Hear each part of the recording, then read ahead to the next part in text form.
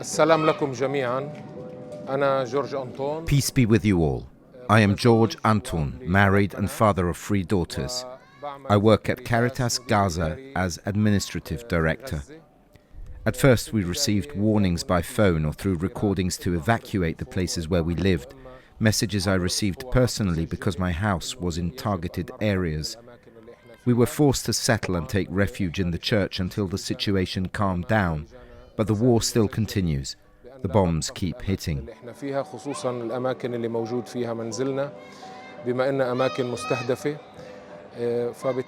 We received a direct call from Mr. Anton Asfar, Secretary General of Caritas Jerusalem, who expressed his full willingness to meet the needs of the Christian community and all those displaced in the churches. Caritas Jerusalem's response was swift. We established 2 clinics, one in the Catholic Church and the other in the Orthodox Church, and brought all the necessary medicines and medical equipment to meet people's needs. As the situation became tense, the nights became really miserable, terrifying and scary for everyone, women and children. We have only slept a few hours these 21 days because we don't know where the next attack will be and we don't know who the target will be. We are now meeting the needs and wants of the community, and we do not know if we will find our children and women alive. We have been able to bring beds for the sick inside the church, and their numbers are large. There are also many wounded who have come to us, and there are so many diseases that spread quickly because of the limited space and scarcity of resources, especially water.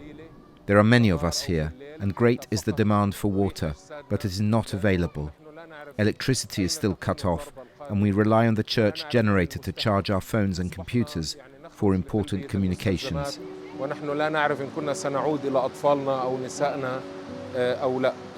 استطعنا انه نجيب اسره للمرضى الموجودين. هناك عدد كبير من المرضى الموجودين في الكنيسه، وهناك عدد من المصابين اللي اجوا، وهناك ايضا عدد كبير من الامراض اللي عم تنتشر ساعه بعد ساعه بسبب طبعا ضيق المكان وبسبب شح الموارد من خصوصا. Life has become very miserable and very confusing. There is shelling day and night. We hear of families whose houses have been completely destroyed, and there are houses that have been partially destroyed, and among these houses is my house.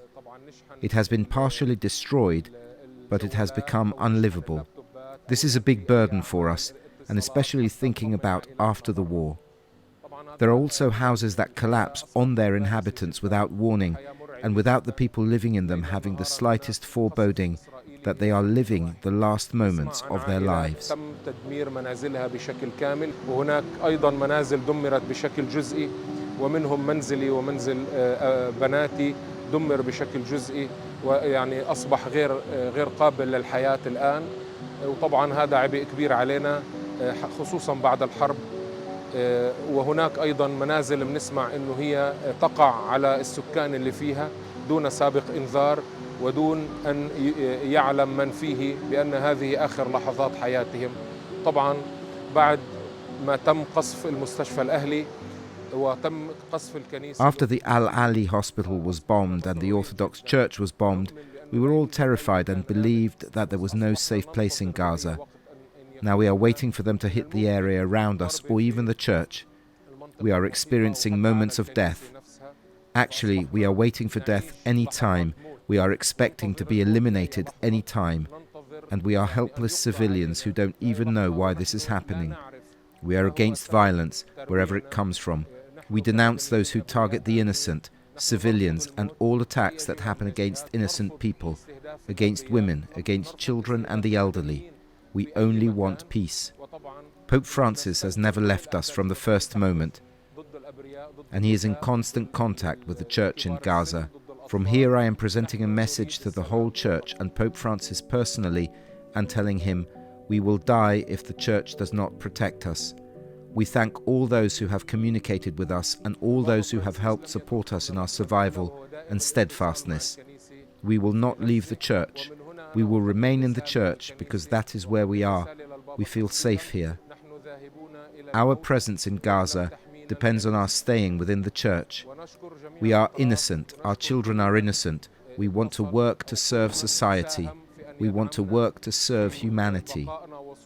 As you can hear, we are always under bombardment. We always feel terror and fear. We don't know where the next bombing will be. Please pray for us. Stay with us, even if communications are cut off again.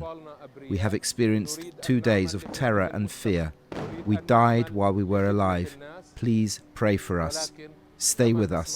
Support us. دائما تحت الرعب والخوف، أبنائنا خائفين، لا نعرف أين تكون هذه الضربة، لا نعرف الضربة القادمة أين تكون. رجاء صلوا لنا، ابقوا معنا، حتى لو تقطعت الاتصالات مرة أخرى. نحن عشنا يومين من الرعب والخوف، نحن متنا ونحن أحياء. أرجوكم صلوا لنا وابقوا معنا وادعمونا.